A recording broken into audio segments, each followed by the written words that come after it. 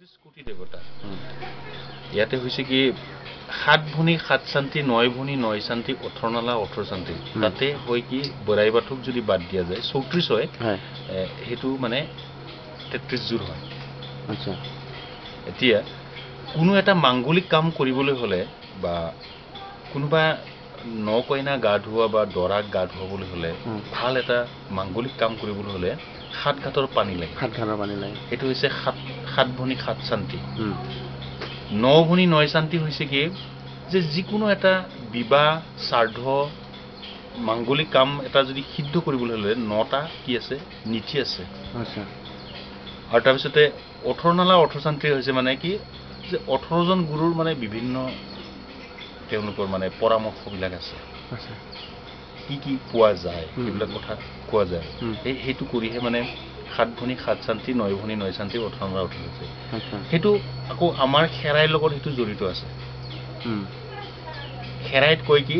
এই 33 কোটিকে আমি তাত পূজা কৰিছো বুলি কয় আচ্ছা আচ্ছা আচ্ছা 33 কোটি কোটি মানে জোৰ এই খেৰাইটো সেই 33 জোৰে হয় আমাৰ যিটো মানে বাথুৰ যিটো বেদি এই বেদিটো সেই 33 জোৰে হয় হেতু অৰ্থত মানে হেতু প্ৰকাশ কৰে 7 ভনী 7 শান্তি 9 ভনী 9 শান্তি 18 নালা 18 শান্তি ওই হেতু কিছু লাংখুন ফেষ্টিভেল লাংখুন এইটো মানে আমাৰ প্ৰতিটো খেৰাই উৎসৱ বা বাথু আৰাধনা কৰিলে সেই যিটো পাতলি পাৰে এই পাতলিত 33 জোৰ পাবে এটা ইয়াৰ আমি ব্যতিক্ৰম দেখিছো জাস্ট মানে কাৰ লগত জানানে কুমৈ কছাৰী কেটাৰ লগত ব্যতিক্ৰম দেখিছো হেতু আমি এটা ধাৰণা কৰিছো তেওঁলোকে ডিমাসা কছাৰী সকলে 12 মাহাৰী পূজা কৰে ঠিক তেনেকৈ আমি মায়ঙত গৈ দেখিলো যে সঁচাকে তেওঁলোকৰ সেই 12 মাহাৰী পূজা কৰা পদ্ধতিটো এতিয়াও আছে যিটো নেকি পানী টেংকিৰ ওচৰত থকা যিখন মন্দিৰ আছে সেইটো 12টা থাপনা আছে আচ্ছা 12 মাহাৰী ঠিক তেনেকৈ তেওঁলোকৰ লগত মিল আছে কি ইহঁতৰ তেওঁলোকে 13টা দিয়ে হেতুৰ লগত মিল আছে তেওঁলোকৰ তাৰমানে তেওঁলোকে এটা বংশৰে মানুহ আছিলে এটা পৈদৰে মানুহ আছিলে প্ৰমাণ আৰু সেই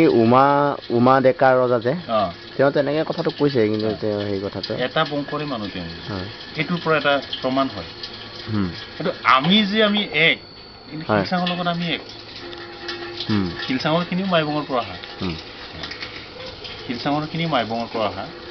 আৰু তেওঁলোকেও মাইবঙৰ পৰা আহা আপোনালোকৰ অৰিজিনটো এতিয়াতো বাক্সাৰ আপোনালোক বাক্সাৰ আমি কিছু বাক্সাৰ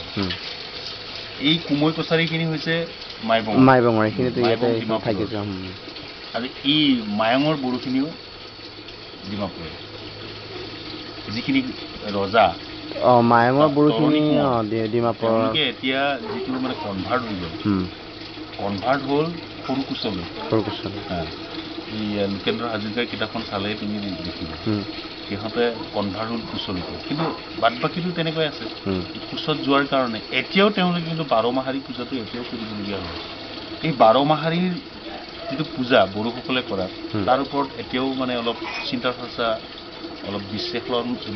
বিশ্লেষণাত্মক কিছু মানে কাম কৰিবৰ কাৰণে এতিয়াও আমাৰ অলপ বাকী আছে আমি সেইটো আৰম্ভ কৰি আছো এইবাৰ আমি চেণ্ট্ৰেল বাথুৰ ছেক্ৰেটাৰী আহিলে আমি মাতিছিলোঁ তেওঁলোকে আহিলে আহি চৰ্চা কৰিলে তাৰ ওপৰত অলপ মানে কৰিব লগা আমাৰ আছে কাৰণ সেইটো মাইবঙতো সেইটো পদ্ধতি আছে